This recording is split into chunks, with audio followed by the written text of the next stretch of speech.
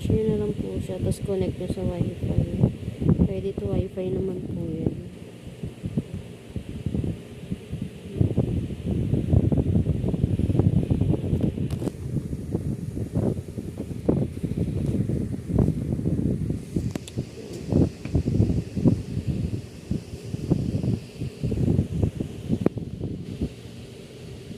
Connect nyo na lang po sa wifi.